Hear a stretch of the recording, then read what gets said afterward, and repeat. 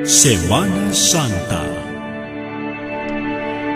Lightmates, ngayong usong bakasyon lalo na sa parating puhan na Semana Santa, kabi-kabila na ang paalala ng mga otoridad sa pag-iingat ng mga Pilipino. Sa isang bayan nga sa Laguna, nagsagawa na ng pagsasanay at pagtuturo upang panatilihing ligtas ang bakasyon.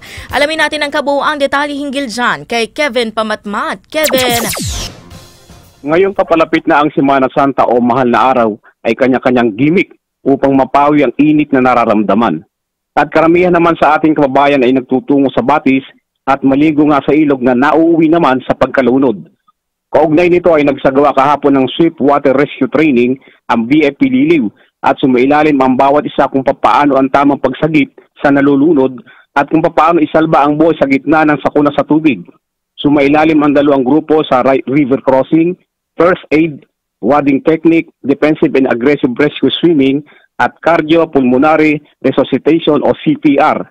Itinuro din dito ng mga eksperto ang ilang tips upang maiwasan ang tiyak na pagkalunod. Number 1, designate water watcher. Kailangan may nagbabantay sa mga naliligo. Number 2, avoid alcohol. Iwasan na mag-inom ng anumang nakalalasing na inumin. Number 3, use body system. Dapat may kasama ka habang naliligo. Number 4, swim in designated area. Maligo lamang sa tamang lugar. Number 5, supervise closely. Bantayan at huwag hayaang maligo ng mag-isa ang mga batang maliliit.